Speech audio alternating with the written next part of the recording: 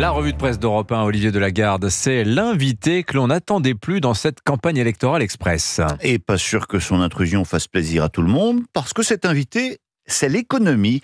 Alors que la course à l'échalote des promesses dispendieuses est lancée, Bruxelles a rappelé hier Paris à ses devoirs et la chose est suffisamment grave pour que les milieux économiques se réveillent.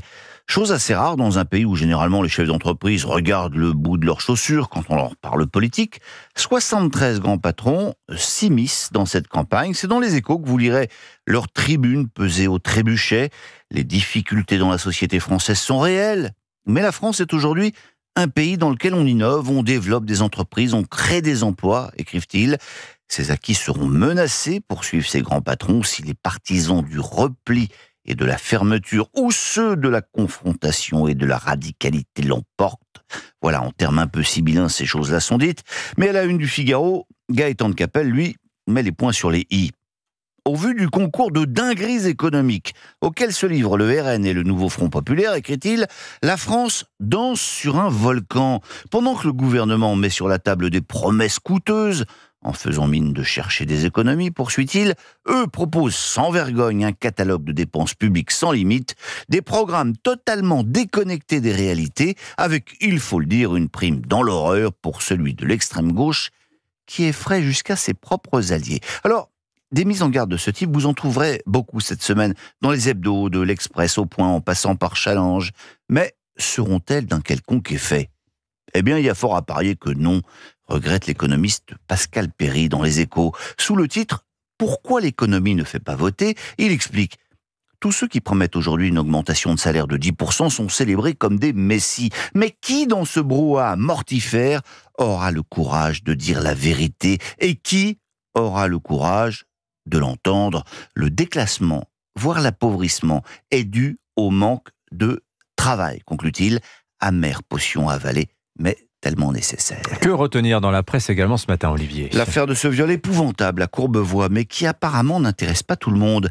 Libération consacre royalement dans un écho de 4 lignes et 53 mots, pas plus, et renvoie au site du journal. Allez, zou. Sinon, pas la peine de lutter contre les insoumis, ils le font très bien tout seuls. L'Opinion consacre effectivement un petit article à la campagne de François Ruffin, d'où il ressort que ses principaux adversaires sont justement ses amis du LFI.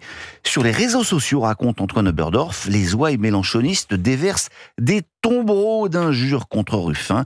En privé, le patriarche insoumis leur a toujours raconté qu'il était en voie de doriorisation, vous savez, référence à Jacques Doriot, homme de gauche dans les années 30, qui se lança à corps perdu dans la collaboration avec les nazis.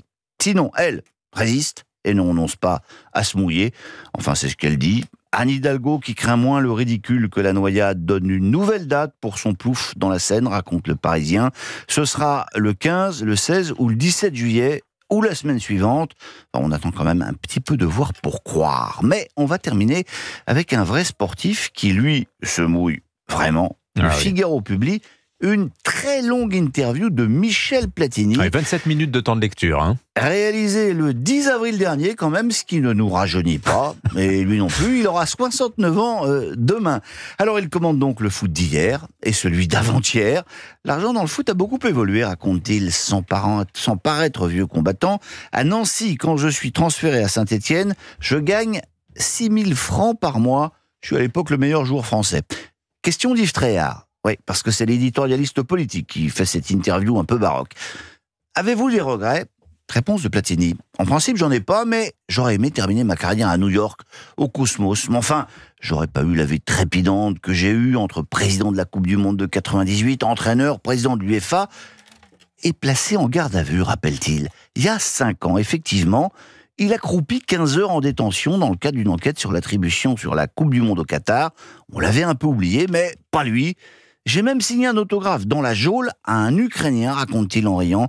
Il m'a dit que les prisons françaises étaient mieux que dans son pays. Vous prenez beaucoup de choses avec légèreté, s'étonne Tréhard. La vie est belle, lui répond Platoche. J'ai toujours été heureux.